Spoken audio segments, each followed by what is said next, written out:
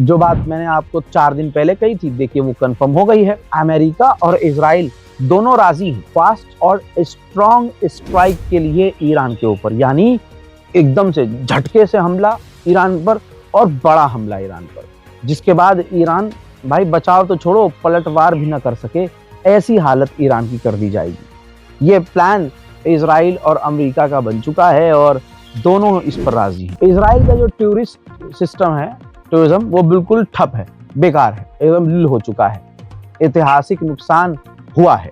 ऐसे में इजराइल के टूरिज्म ऑफिशियल ने कहा है कि हमारे मुल्क में 42 से 50,000 विदेशी टूरिस्ट हैं और अगर ईरान से जंग होती है और ईरान हम पर हमला करता है तो उन विदेशी टूरिस्ट को हम गारंटी के साथ उनके जगह, उनके मुल्क सही सलामत भेजेंगे, इसकी जिम्मेदारी हमारी है। ईरान ने वैसे तो AI से जनरेटेड, आर्टिफिशियल इंटेलिजेंस से जनरेटेड कई तस्वीरों को, कई वीडियो को जारी किया, जिसमें उसने दिखाया कि किस तरह से हमारे ड्रोन और हमारी मिसाइल अमेरिका के एयरक्राफ्ट कैरियर को नुकसान पहुंचा सकती है। लेकिन पहली बार अमेरिका के ऑफिशियल ने कबूल किया है। अमेरिका के ऑफिशियल ने कहा है कि अगर ईरान भारी मात्रा में एक साथ ड्रोन लॉन्च करता है तो समुद्र में मौजूद हमारे एयरक्राफ्ट कैरियर को बड़ा नुकसान हो सकता है। तो दोस्तों, गला अमेरिका का सूख रहा है, डर लग रहा है। उधर अमेरिका ने ऑफर रख दिया है कि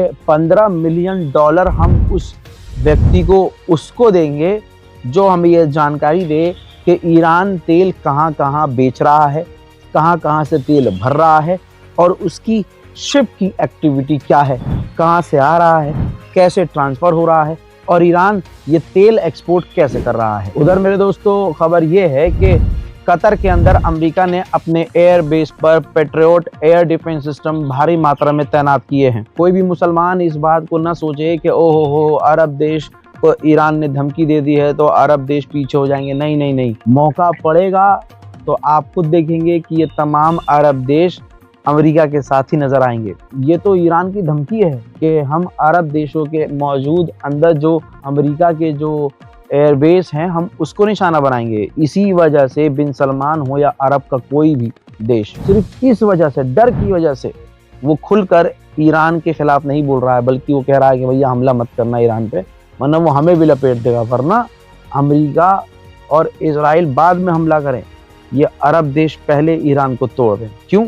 क्योंकि सबके अंदर होड़ है कि मुझे मुसलमानों का मसीहा बनना है, मुसलमानों का बादशाह बनना है। लेकिन काम तो इनके है नहीं, काम तो इनके पहाड़ी पर भाग जाने वाले जैसे हैं, जो हुजूर पाक को मैदान जंग में पहाड़ी पर छोड़ के भाग जाया करते थे और जंग के बाद आते थे कपड़ा साफ करते हुए, मिट्टी उट्टी लगा देते थे खुद ही और साफ कर, या नबी अल्लाह, आज तो कसम से जंग में मजा आ गया, आज क्या दुश्मनों को मजा चखाया भाई, वाह।